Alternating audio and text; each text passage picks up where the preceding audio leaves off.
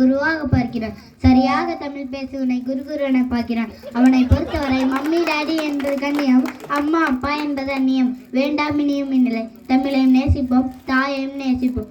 தாய்க்கும் தமிழுக்கும் தமிழர்களுக்கும் எனது அன்பு கலந்த வணக்கங்கள் மற்றும் புகழ் செய்துள்ள நல்வாழ்த்துக்கள். இன்று நான் பேச எடுத்துள்ள தலைப்பு சமூக ஊடகங்களின் வளர்ச்சி வரவேற்கத்தக்கதே. இப்போ இந்த பட்டிமன்றத்தை எல்லாரும் லைவா பார்க்கறதுக்கு காரணம் சமூக ஊடகங்களின் வளர்ச்சியே.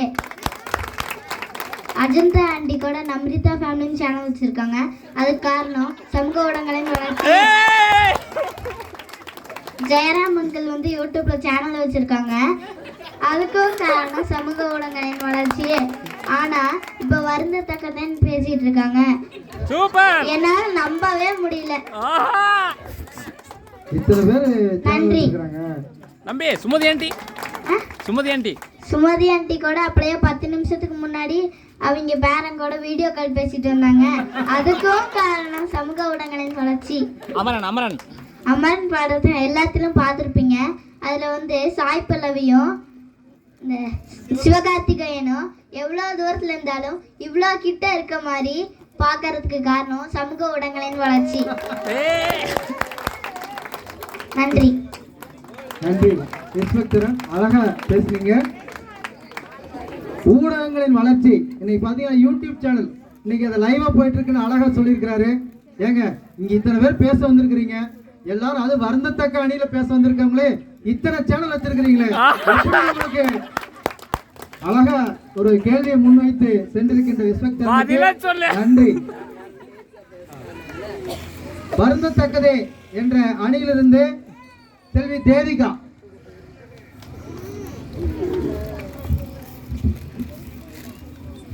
செங்கரும்பு மஞ்சளோடு செங்கழனி பானையிலே பொங்குகின்ற பொங்கலது பொலிவான் அழகு. அனைவருக்கும் என் மாலை வணக்கங்கள் மற்றும் பொங்கல் நல்வாழ்த்துக்களை கூறி என் உரையை ஆரம்பிக்கிறேன். இன்றைய தலைப்பிலான சமூக ஊடகங்களின் வளர்ச்சி வருந்தத்தக்கது. முதல்ல தொலைக்காட்சி பத்தி பார்ப்போம். தொலைக்காட்சி அப்படின்னா தொலைவுல இருந்து பாக்குறதுக்கு பதில குழந்தைகள் எல்லாம் வந்து ஒரு இடைவெளி விட்டு பார்க்கல அப்படியே தொலைக்காட்சிக்குள்ளே மூழ்கிடுறாங்க. அலைபேசியில இருந்து வர்ற கதிர்கள்னால சிட்டுக்குருவிங்கிற இனமே வந்து அழியிற நிலைமையில இருக்கு. சோ இதுக்காக ஒரு கவிதை. பேசி என்று பெயர் வைத்தது யார்? சென்று விட்டது உறவுகள் மட்டுமல்ல, எத்தனை எத்தனை இழப்புகள். அழிந்த சிட்டுக்குருவிகளை மீண்டும் காண்பேனா. அடுத்து ஆக்சிடென்ட், விபத்து இப்ப நடந்துகிட்டே இருக்கு. அதுக்கு முக்கியமான காரணமே வந்து அலைபேசி தாங்க. அப்போ விபத்து நடக்கும் போது 108க்கு கால் பண்ண சொன்னா யாருங்க கால் பண்றா? எப்படி அதை போட்டோ எடுத்து நான் இவனை காப்பாத்தினேன் அப்படின்ட்டு அவங்களுக்கு லைக்கு சப்ஸ்கிரைப் ஷேர்ஸ் பண்ணி அதுக்காக தான் வந்து மெயினாவே பண்றாங்க. சோ இதுக்கு ஒரு விளம்பரப்படுத்திக்கிறாங்க. மனிதமே அதுக்கு ரெண்டாவதா தான் வருது மனிதாபிமானம். இந்த இதுல வந்து நம்ம மனிதநேயம் வந்து அழிஞ்சிட்டே வருது. சோ இதுக்கு ஒரு கவிதை. பாரதி பார்த்தால் வெகுண்டெல்வான், நீ பாவத்தில் வாழ்வது வீண் என்பான். அடுத்து கால்குலேட்டர். நம்ம நிறைய கணக்குகள் போடணும்னா அந்த காலத்துல வந்து நம்மளே வந்து அந்த வரி இதுக்கெல்லாம் நம்மளே வந்து போட்ட கணக்கு போய் இப்ப இருக்க காலத்துல வந்து அதிகமா கால்குலேட்டர் யூஸ் பண்ணி ஏதாச்சும் ஒரு கணக்கு வேணுமா எட்ரா போன் அப்படின்ட்டு நிறைய பேர் போன்லயே தான் கணக்கு போட்டுட்டு இருக்காங்க. அடுத்து கூகுள் மேப்பு. நானு எங்க அம்மா எங்க அப்பா எல்லாரும் ஒரு இடத்துக்கு போறதுக்காக போயிட்டு இருந்தோங்க. அப்போ வழி தெரியாததுக்காக கூகுள் மேப் போட்டா லாஸ்ட் அது எங்க போய் விட்டுச்சுன்னு நினைக்கிறீங்க நடுவர்களே? சுடுகாட்டுக்கு நடுவர்களே. இதை நம்பி எப்படி நம்ம போறது? ஆமா நடுவர்களே, என்ன பண்றது? அடுத்து ப்ளூ வேல்னு ஒரு ஆப், அது நிறைய பேருக்கு தெரிஞ்சிருக்கும்னு நினைக்கிறேன். ஸோ அப்போ அந்த டைம்ல வந்து பின்னாடி யாரு வந்து இருக்காங்கன்னு கூட தெரியாம அவங்க சொல்றதெல்லாம் செஞ்சு நிறைய பேர் வந்து இறந்து போனாங்க. அதாவது இந்த சமூக வலைத்தளமானது வலையா மாறிடுச்சு. அந்த பொறியில போய் சிக்கிறாங்க எல்லாரும். அடுத்து அந்த காலத்துல கொள்ளெல்லாம் நடக்கிறது எந்த வயசா இருக்கும்? 30ல இருந்து 35. ஆனா இப்போ என்ன வயசு இருக்கு தெரியுமா? 18, 20 அப்படிங்கிற வயசுலதான் எல்லா கொள்ளை எல்லாம் நடக்குதுங்க. அடுத்து கண்ணாடி ஜாடிக்குள்ள ஒரு பூச்சிங்களெல்லாம் போட்டு வச்சா அது கொஞ்ச நேரத்துக்கு தான் வந்து தப்பிக்கணும்னு ட்ரை பண்ணும். அப்படியே கொஞ்ச நேரம் விட்டுட்டோம் அப்படின்னா அதுக்குள்ளேயே இருக்கும், நம்ம திறந்து விட்டாலும் வெளியே போகாது. அதே மாதிரிதான் மாணவர்கள் வந்து முதல்ல நம்ம போன் காமிக்கும் போது வெளியே வரணும்னு ட்ரை பண்ணுவாங்க, அப்புறம் மாட்டிட்டாங்கன்னா வெளியே வர முடியாது நடுவர் அவர்களே. அடுத்து அந்த காலத்துல சமைக்கணும்னா அம்மிக்கல்ல நம்ம அம்மா பாட்டிங்கெல்லாம் அன்பு பாசம் எல்லாம் கலந்து சமைச்சாங்க.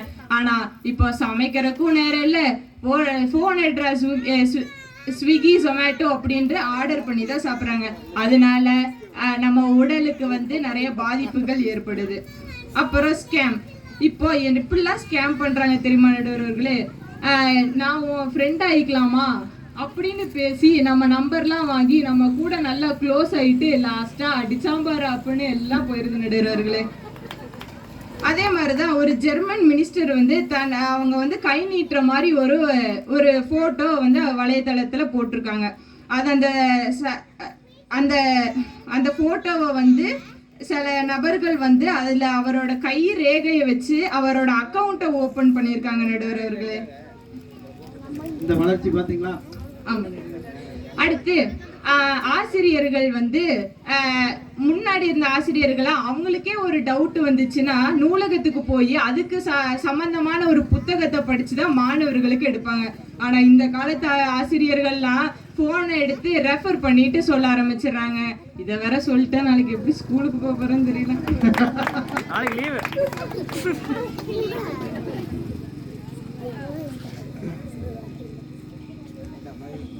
இது அவ்வளவுதான், என்னோட உரையை முடிக்கிறேன். இது எனக்கு எங்க அணிக்கு சார்பாக வந்து தீர்ப்பு வழங்குமாறு தாழ்மையுடன் கேட்டுக்கொள்கிறேன். அனைவருக்கும் தேவியானுடைய அந்த வாதமானது செல்போன்ல வந்து பாத்தீங்கன்னா ஒருத்தர் ஆக்சிடென்ட் ஆயிருது, அவருக்கு வந்து உதவி செய்யணுங்கிற எண்ணம் வந்து ரெண்டாவதா தான் வருது. அவங்களுக்கு அதை போட்டோ எடுத்து இப்படி இந்த மாதிரி பண்ணேன்னு சொல்லிட்டு உதவி செய்யறத கூட ஒரு விளம்பரப்படுத்தக்கூடிய ஒரு காலகட்டத்தில் இந்த வளர்ச்சியானது போய் கொண்டிருக்கிறது. அது இல்லாம பாத்தீங்கன்னா இந்த குற்ற செயல்கள், நம்மளுக்கு வந்து ஒரு போன் வரும், அந்த போன்ல வந்து நம்மகிட்ட வந்து இயல்பா பேசுற மாதிரி பேசி நம்மளுடைய தகவல்களை எல்லாம் தெரிஞ்சுக்கிட்டு நம்மளுடைய அந்த சேமிப்பு கணக்குல இருந்து நம்மளுடைய அக்கௌண்ட்ல இருந்து பணம் எல்லாம் வெளியே போயிடுது. அந்த மாதிரி ஒரு செயல்கள் வந்து அதிகமா நடந்துட்டு இருக்கு. இன்னைக்கு வந்து இது அரசாங்கமே வந்து இது ரொம்ப தீவிரமா வாட்ச் பண்ணிட்டு இருக்கிறாங்க. இது சம்பந்தமா ஏதாவது கால் வந்தாலும் நம்ம அந்த நம்பருக்கு வந்து கால் பண்ண சொல்லிட்டு இருக்கிறாங்க. நன்றி திரு தேவிகா அவர்களே. தேவிகாவுக்கு அடுத்தபடியாக செல்வன் கிருபாசை நான் பேச அழைக்கின்றேன்.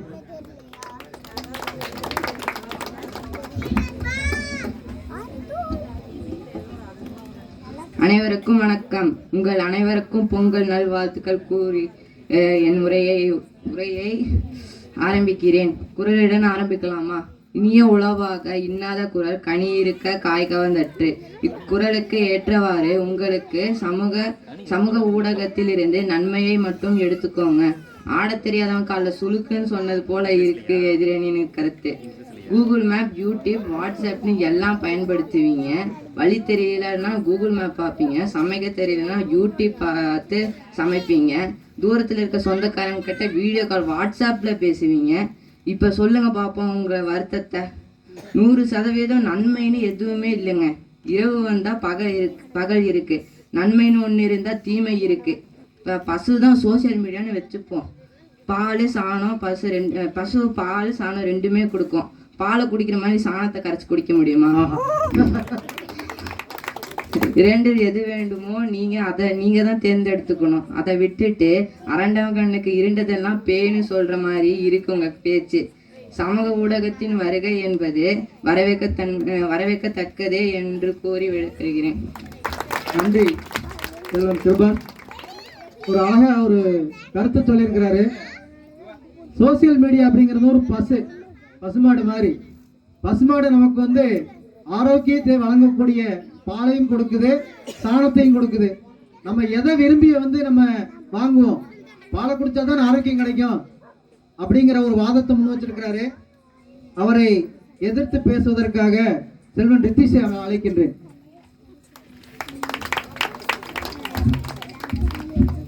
அனைவருக்கும் இனிய வணக்கம். இன்றைய பட்டிமன்றத்தில் நான் பேச எடுத்துக்கொண்ட தலைப்பு சமூக ஊடகங்களின் வளர்ச்சி வருந்தத்தக்கது.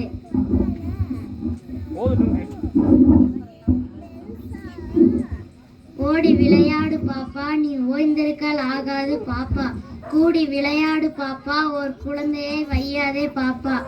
அந்த பாட்டை ஆன்லைனில் விளையாடு பாப்பா, நீ ஆஃப்லைனில் இருக்காதே பாப்பா. ஃபோனில் விளையாடு பாப்பா, அந்த டேபையும் விடாதே பாப்பா. காலை எழுந்தவுடன் ஃபேஸ்புக்கு, பின்பு கனிவு கொடுக்கும் நல்ல ஸ்டேட்டஸு, நாளை முழுவதும் நல்ல ஃபோட்டோஸு என்று வழக்கப்படுத்தி கொள்ளு பாப்பா. நல்லா லைக் பண்ணி உசு பேத்து பாப்பா, நல்லா கமெண்ட் பண்ணி கடுப்பேத்து பாப்பா. பல்லு இல்லாம கூட இப்ப இருக்கலாம், ஆனா செல் இல்லாம வாழ முடியாது. சோப்பு இல்லாம கூட குளிக்கலாம், ஆனா ஆப் இல்லாம வாழ முடியாது.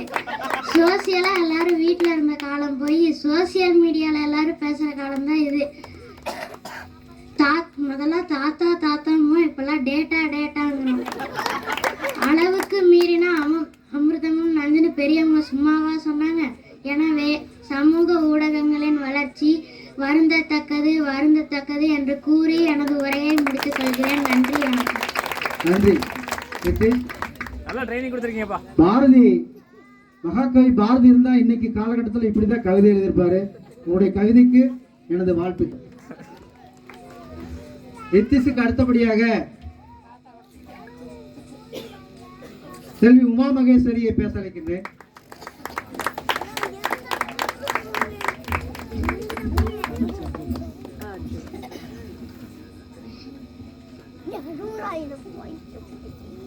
சுட்டெரிக்கும் சூரியனையும் வாழ்த்து சொல்லும் கோவை மக்களையும் நடுநிலை பேணும் நடுவரவர்களையும் வளையாமல் பேசும் அணியினர் மற்றும் எதிரணியினரையும் வணங்கி என் உரையை துவங்குகிறேன். அனைவருக்கும் இனிய பொங்கல் திருநாள் நல்வாழ்த்துக்கள். நான் இன்று சமூக ஊடகங்களின் வளர்ச்சி வரவேற்கத்தக்கதே என்ற தலைப்பில் பேச உள்ளேன். இப்போ நம்ம உதாரணத்துக்கு ஒன்று எடுத்துக்கலாங்க. அந்த காலத்துலலாம் நமக்கு ஏதாவது நியூஸ் வேணும் அப்படின்னா நேற்று நடந்த நியூஸ் அடுத்த நாள் காலையில நமக்கு வந்து நியூஸ் பேப்பர்ல வந்து தெரியும். அப்படின்னா மட்டும்தான் நமக்கு நியூஸ் இங்கெங்க அங்கங்க இதெல்லாம் நடக்குது அப்படின்றதே நமக்கு தெரியும். ஆனா இப்பெல்லாம் நம்ம கூகுள்ல போய் எதை அடிச்சாலும் டக்குன்னு நமக்கு வருதுன்னா அதுக்கு நம்ம இந்த சமூக ஊடகங்களோட வளர்ச்சி தானங்க காரணம். அதுக்கப்புறமா நம்ம முன்னாடிலாம் ரேடியோ, அப்புறம் கொஞ்ச நாள் கழிச்சு ரேடியோ வளர்ந்து வந்துச்சு. அப்படி ரேடியோ வளர்ந்து வந்தாலுமே சிட்டி சைடில் தான் ஃப்ரீக்வன்சி நல்லா கிடைக்குது அப்படின்னு சொல்லி சிட்டியில் இருக்கிறவங்களால மட்டும்தான் நல்ல நியூஸ் எல்லாம் தெரிஞ்சுக்க முடிஞ்சுது. ஆனால் இப்போ அப்படிலாம் கிடையாது. எல்லா பக்கமும் நெட்வொர்க் இருக்குது, எல்லாமே தெரிஞ்சுக்கலாம் அப்படின்றது தான். இப்போ ரீசெண்டாக வந்து ஒரு நியூஸ் வந்துச்சு, இங்கே எல்லாருக்கும் தெரிஞ்சிருக்கும் நான் நினைக்கிறேன். இப்போ கொஞ்ச நாளைக்கு முன்னாடி நயன்தாரா அவங்க பயோகிராஃபியை வந்து நெட்ஃப்ளிக்ஸில் ரிலீஸ் பண்ணாங்க.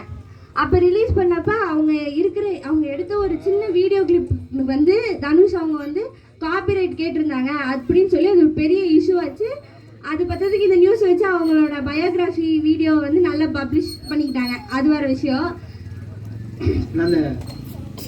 அந்த ரைட்ஸ் அப்படிங்கிறது வந்து எல்லாத்துக்கும் இது மூலமா தெரிய வந்திருக்கு. இது வந்து நம்ம நிறைய பேர் வந்து என்ன நினைச்சிருப்போம்னா இது நமக்கு ஒரு பொழுதுபோக்கு மாதிரி தான் நினைச்சிருப்போம். ஆனா இந்த விஷயம் வெளில வந்ததுனாலதான் காப்பிரைட் அப்படின்ற ஒரு வார்த்தையே நமக்கு நல்லா தெரிஞ்சு வந்தது. இப்பெல்லாம் இந்த ஒரு சின்ன வீடியோ கிளிப்னாலும் இவ்வளோ பிரச்சனை எல்லாம் வருமா அப்படின்ற அளவுக்கு நமக்கு தெரிய வந்ததுங்க. அப்புறம் இப்போ ஸ்டூடெண்ட்ஸ் எங்கள் எல்லாரும் எடுத்துக்கோங்களேன். நாங்கள் எல்லாரும் ஸ்கூலுக்கு போகிறோம், அடுத்து காலேஜுக்கு போகிறோம், இப்படிலாம் போயிட்டுருக்கோம். அப்போ ஒரு மணி நேரம் கிளாஸ் அப்படின்னா எப்படியும் ஒரு அரை மணி நேரம் 3/4 மணி நேரம்ன்ற வரைக்கும் இறுக்கி பிடிச்சி கவனிச்சிருவோம். மீதி இருக்கிற அந்த 1/4 மணி நேரத்தை ஓட்டுறதுக்குள்ள ஒரு வழி ஆயிரும். அடுத்து எப்படா பிரேக் விடுவாங்க, அடுத்து எப்படா லஞ்ச் பிரேக் விடுவாங்கன்னு தான் நான் இது போகும். அப்படி போகிறப்ப ஒரு சில டாபிக்ஸை அப்போ தான் நடத்துவாங்க நம்ம நேரம் பார்த்து. அப்போ அது நம்ம வந்து கரெக்டாக எடுத்துக்க முடியாது.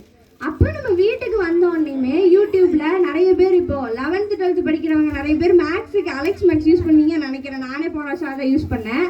அப்படி யூஸ் பண்ணி நம்ம நிறைய வந்து இன்ஃபர்மேஷன் தெரிஞ்சுக்கிறோம், நல்ல சம்ஸ் எல்லாம் போடுறதுக்கு பழகிக்கிறோம். அப்படின்றப்ப சமூக ஊடகங்களோட வளர்ச்சி வந்து வரவேற்கத்தக்கது தானே நடுவர் அவர்களே? கண்டிப்பா. ஏன்னா கல்வி வந்து எல்லாரும் அதீதமா பரவி அவங்களுக்கு தேவையான ஒரு தகவல்களை வந்து கொடுக்கறதுனால வரவேற்கத்தக்கது. வரவேற்கத்தக்கது. அப்புறம் இப்போ வந்து வீட்டில் நிறைய பேர் சொன்னீங்க, அம்மா வந்து யூடியூப் பார்த்து சமைக்கிறாங்க, அதனால வந்து நிறைய குழப்பெல்லாம் வருது எப்படி சொன்னீங்க? அது குழப்பம் வரதான் செய்யும். ஸ்டார்டிங்ல அதிரசம்னு ஒன்று ட்ரை பண்றப்ப கல் மாதிரி தான் இருக்கும். ஆனா போக போக நம்ம ட்ரை பண்றப்ப அது பஞ்சு மாதிரி மாறதாங்க செய்யும். அதுக்காக நம்ம ஸ்டார்டிங்ல அது கல் மாதிரி வந்துருச்சு, நான் இனிமேல் அதிரசமே செய்ய மாட்டேன் அப்படின்னு நினைச்சா நிறைய பேர் கடையில போய் வாங்கி அதுலயும் உடல்நல குறைவு ஏதாவது வரதாங்க செய்யும். அதனால இதுல இருந்தும் நமக்கு சமூக ஊடகங்கள் வரவேற்கத்தக்கதுதாங்க. அப்புறம் நம்ம அந்த காலத்துல எல்லாம் ஹாஸ்பிட்டல் போறோம் அப்படின்னா நமக்கு டாக்டர் பிரிஸ்கிரிப்ஷன் எழுதி தருவாங்க. இந்த மருந்து நீங்க போய் மெடிக்கல் ஷாப்ல வாங்குங்க, சாப்பிடுங்க அப்படின்னு சொல்லிடுவாங்க. நம்மளும் சரி சொல்லி வாங்கிட்டு வந்துருவோம். அதுல என்ன இருக்கு ஏது இருக்கு ஒண்ணுமே தெரியாது. அது அட்வான்டேஜும் தெரியாது, டிஸ்அட்வான்டேஜும் தெரியாது. ஆனா நம்ம இப்பெல்லாம் வந்து அதை வாங்கிட்டு வந்து அந்த மாத்திரையோட பேக் சைட்ல அந்த பேர் எழுதிருக்கும். அதை நம்ம கூகுள்ல போட்டோம்னா அதுல என்னென்னலாம் இருக்கு, அதுல அட்வான்டேஜ் என்ன டிஸ்அட்வான்டேஜ் என்ன எல்லாமே நம்ம விவரமா நம்ம நல்லா தெரிஞ்சுக்க முடியுதுங்க. இதுக்குமே சமூக ஊடகங்களோட வளர்ச்சி இருந்தா மட்டும்தான் நம்மளால தெரிஞ்சுக்க முடியுங்க. அப்புறம் இங்க நிறைய பேர் கொரோனா டைம்ல திடீர்னு லாக்டவுன் போட்டு அங்க இங்கன்னு சதறி கிடந்தோம். அப்படி சதறி கிடந்தப்ப கூட நம்ம உறவினர்களை பார்க்க முடியலன்னு வருந்தியப்ப வாட்ஸ்அப் வீடியோ கால், அது பத்தாததுக்கு கூகுள் மீட்ல கூட நமக்கு ஆன்லைன் கிளாஸ்லாம் நடந்தது. அதை யூஸ் பண்ணி நிறைய பேர் கூகுள் மீட்லேயே கூட 4-5 பேர்லாம் இணைச்சு ஃபேமிலியை எல்லாரும் பேசி சந்தோஷமா அப்பயும் நம்ம சமூக ஊடகங்கள்னால தான் நம்மளால இருக்க முடிஞ்சதுங்க. அடுத்தது நம்ம இப்போ பேங்க்குக்கு போகிறோம், அமௌண்ட் எடுக்கிறோம், திருப்பி டெபாசிட் பண்ணுறோம். இது எல்லா ப்ராசஸும் முன்னாடி வந்து பெரிய ப்ராசஸாக இருந்துச்சு. ஒரு ½ டே இந்த ப்ராசஸ்க்கே எடுக்கும். அப்போ நம்ம வேலை கெட்டு போகும். இதே சின்ன பிள்ளைங்களை கூட்டு போகிறீங்கன்னா அவங்க ஸ்கூல் காலேஜுக்கு போக முடியாமல் ஆயிடும். இந்த மாதிரிலாம் பிரச்சனை இருந்துச்சு. ஆனால் இப்போ அப்படி கிடையாது. நம்ம நெட் பேங்கிங், ஜிபே, ஃபோன்பே. கடைக்கு போனோமா கையில் காசு இல்லையா, பரவாயில்ல கையில் ஃபோன் இருக்குது, எடுத்து ஸ்கேன் பண்ணி அமௌண்ட்டை செட்டில் பண்ணி நம்ம பாட்டுக்கு இப்போ நம்ம உண்டு நம்ம வேலை உண்டுன்னு வந்துக்கிட்டே இருக்கலாம். நம்ம காசு இல்லைன்னு மற்றவங்க கிட்ட போய் கெஞ்சிட்டு இருக்க வேணாம், ஒன்றுமே பண்ண தேவையில்ல. இது எல்லாமே சமூக ஊடகங்களோட வளர்ச்சி இருக்கிறனால தான் நம்மளால பண்ண முடியுது. இப்போ ஒரு டெக்னாலஜி வருது அப்படின்னா அதுல நன்மையும் இருக்கும் தீமையும் இருக்கும். நம்ம தான் அதோட நன்மை என்னன்றது தெரிஞ்சுக்கிட்டு நன்மையை மட்டும் எடுத்துக்கிட்டு தீமையை வந்து ஒதுக்கி தள்ளணும் என்று கேட்டுக்கொண்டு என் உரையை முடித்துக் கொள்கிறேன். நன்றி செல்வி உமா.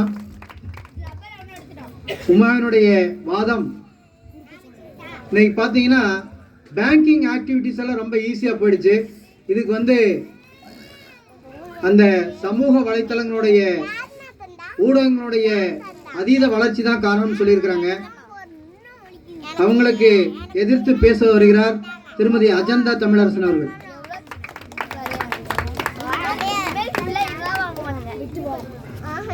தாயை படித்தவனை விட்டு விடாதே, தாய்மொழியை படித்தவனை எவன் தடுத்தாலும் விட்டு விடாதே. அத்தகைய சிறப்புமிக்க தமிழ் மொழியில் பேச நான் தமிழுக்கு மிக்க நன்றியை தெரிவித்துக் கொள்கிறேன். சிம்பிளா உங்கள் எல்லாருக்கும் ஒரு வணக்கம், ஸ்வீட்டா ஒரு இனிய பொங்கல் வாழ்த்துக்களை தெரிவித்துக் கொள்கிறேன். விளையாட்டுல இருந்து ஆரம்பிப்போமா? முன்னால பாரதி ஒரு பாட்டு எழுதியிருக்காருங்க ஐயா, ஓடி விளையாடு பாப்பா. அந்த பாட்டு இப்பெல்லாம் கேட்டாருன்னு அவர் அழுதுருவாரு. எந்த குழந்தைங்க ஓடி விளையாடுது? எல்லாம் செல்லுக்குள்ளே விளையாடுது. ஃப்ரீ ஃபயர், பப்ஜி, அப்புறம் இப்போ லூடோ கிங் எல்லாமே வந்துருச்சு. அதனால வீட்டுக்கு வந்தா ஸ்நாக்ஸ் சாப்பிட்டுட்டு செல்போன் எடுத்து வச்சுக்கிறாங்க. ஸ்நாக்ஸே செல்ல பார்த்துட்டு இருக்கிறதுக்காக தான் ஸ்நாக்ஸே. பாத்தீங்கன்னா இந்த ஃப்ரீ ஃபயர்ல டேய் ஓடுறான் பாரா, குத்துறா, டேய் சுடுறா, டேய் வந்துட்டானா விடுறா இப்படிதான் பேசிட்டு இருக்காங்க. ஆமா, நைட்டு தூங்கும்போது என் பையன் அப்படிதான் பண்றாங்க. சில நேரம் என்ன உதைக்கவும் செய்யறான். அடுத்து ஊடகம் வந்து அந்த காலத்துல ரொம்பவே பயன்பட்டுதுங்க, அது உண்மைதான். சமூக ஊடகத்துக்கு நாங்க ஒன்றும் எதிரிமே கிடையாது. அதுல வர்ற தீமைக்காக நாங்க வந்து வருந்துறோம். நம்ம ஊடகம் வந்து முன்னாடி பயன்பட்டது விடுதலைக்காக பயன்பட்டது. ஆனா இப்ப எல்லாம் ஊடகம் எதுக்கு பயன்படுது தெரியுங்களா? எதெல்லாம் நம்ம முகம் சுளிக்கிறோமோ, எதெல்லாம் பார்த்து நம்ம முகம் சுளிக்கிறோமோ அந்த விஷயத்தெல்லாம் இப்ப நம்ம யூடியூப்ல உட்காந்துட்டு ரசிச்சு பாக்குறோங்க ஐயா. ஆபாசமான செய்திகள் படங்கள் தான் அதிகமா வந்துருக்கு. அப்புறம் ஏதோ ஒரு போன், ஆண்ட்ராய்டு போன் ஏதோ ஒண்ணு இருக்கு, ஆண்ட்ராய்டு. ஆமா, அந்த போன்ல இருக்கிற ஆப் எல்லாம் எதுக்குன்னு நினைக்கிறீங்க நீங்க? உங்க வருங்கால சந்ததிக்கு வச்சிருக்கிற ஆப்புங்க, ஞாபகத்துல வச்சுக்கோங்க. நன்மைக்காக உருவானாலும் அதுல வர தீமைகள் தாங்க அதிகம். நம்ம வந்து நன்மை கம்மியா தான் இருக்கு, தீமைகள் தான் இந்த சோசியல் மீடியால அதிகமா இருக்கு. அதனால சோசியல் மீடியாவை தூக்கி வச்செல்லாம் கொண்டாட முடியாதுங்க. சோசியல் மீடியா வருந்தத்தக்கது ஏன் சொல்றேன் தெரியுங்களா? எப்ப சோசியல் மீடியா வந்துச்சோ அண்டை வீடு அமெரிக்காவா போச்சு. அமெரிக்கா அண்டை வீடாவே மாறிச்சு. அந்த அளவுக்கு சோசியல் மீடியா வச்சு செய்யுங்க. ஸ்மார்ட் போன் ஏன் சொல்றேன் தெரியுங்களா? எல்லா தப்பையும் ஸ்மார்ட்டா செய்யறதுக்கு உதவுது. அதனால ஸ்மார்ட் போன். அப்புறம் ஒரு டைலாக் இப்ப புதுசான ஒரு படத்துல கேள்விப்பட்டேங்க. லிங்க தொட்டா கெட்டான். அந்த லிங்க்ல எவ்வளவு பிரச்சனை இருக்கு தெரியுங்களா? தெரியாம அந்த லிங்க தொட்டுட்டா வாழ்க்கைய முடிஞ்சு சோழி முடிஞ்சுங்க. அத்தோட எதை பாக்குறோமோ அதை போலதான் நம்ம மாறிட்டு இருக்கோம். ஒரு விஷயத்த நம்ம பார்த்துக்கிட்டே இருக்கோம்னா நம்ம அந்த விஷயத்த செய்யணும்னு நமக்குள்ள ஒருத்தன் தூண்டுவான். நம்ம உடல் உறுப்புகள்லயே முதல்ல பாவம் செஞ்ச உறுப்பு எதுன்னு தெரியுங்களா? சொல்லுங்க சொல்லுங்க, யாராவது கேட்டு சொல்லுங்க. நீங்க தெரிஞ்சா சொல்லுங்க. யாராவது? கண்ணுதான். அதனாலதான் நான் சொல்றேன், நம்ம எதை பாக்குறோமோ அதபடிதான் நம்ம செய்வோம். அதனால இந்த சோசியல் மீடியாங்கிற பேர்ல செல்லுக்குள்ள வச்சு பாக்குறதோ தொலைக்காட்சியில வச்சு பாக்குறதோ நிச்சயமா சொல்ற ஒரு தீமையை தான் தரும். ஒரு நாள் என் வீட்டுக்காரர் வந்தாருங்க. அவருக்கு வந்து உப்புமா பிடிக்காது. அவருக்கு உப்புமாவே பிடிக்காது. ஒரு நாள் அம்மா உப்புமா செஞ்சு தரேம்மா ஆசையா கேட்டாருங்க. சரின்ட்டு நானும் டிவியை பார்த்துக்கிட்டே செஞ்சேன். அந்த உப்புமால உப்பு போட மறந்துட்டேங்க. உப்பு போடாம எப்படி உப்புமா வறுக்க முடியாது? அதுதாங்க எனக்கு வச்சு செஞ்சது அந்த செல்போன். அடுத்து ஃபேஸ்புக்னு ஒண்ணு இருக்குங்க. நம்ம ஃபேஸவே காட்டாம பழகிட்டு நிறைய பெண் குழந்தைங்க சீரழிகிறதுக்கு ஃபேஸ்புக் தாங்க ரொம்ப துணையா இருக்குது. இதனால நான் என்ன சொல்ல வரேன்னா, சோசியல் மீடியாவோட வளர்ச்சி கொஞ்சம் தான் நன்மை தருது, நிறைய தீமை தருது. அதனால சோசியல் மீடியாவோட வளர்ச்சி வருந்தத்தக்கது என்று தீர்ப்பளிக்குமாறு நடுவரை அவர்களை கேட்டுக்கொள்கிறேன். நன்றி திருமதி அஜந்தா அவர்களே. சோசியல் மீடியா வந்து குழந்தைகளுக்குள்ள ஒரு பயணம் செய்யக்கூடிய ஒரு நிலையில இருக்கின்றது. பார்த்தீங்கன்னா அவங்க வந்து சாயங்காலம் வந்து பார்த்தீங்கன்னா விளையாட கூட வெளியே போக மாட்டேங்கிறாங்க. எல்லாமே இந்த கேம்ஸ் பார்த்துட்டு அதன் பிரகாரம் அதுவாகவே மாறி போயிறாங்க அப்படிங்கிற ஒரு வாதத்தை முன்வைத்திருக்கிறார்கள். அவர்களை எதிர்த்து பேசுவதற்காக அஜய்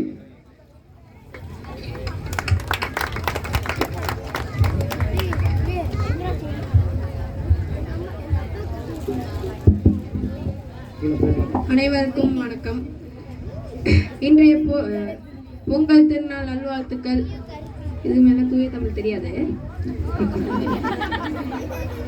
சரி, வீட்டில் எல்லாரும் கேஸ் ஸ்டவ் வச்சிருக்கோம், எலக்ட்ரிசிட்டியும் வச்சிருக்கோம்.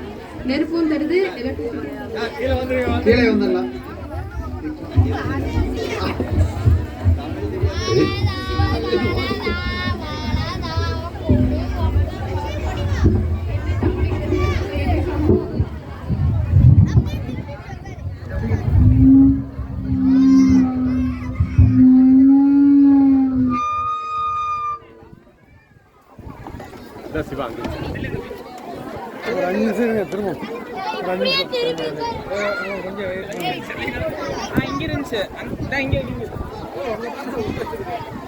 கேன்சல் பண்ணுங்க.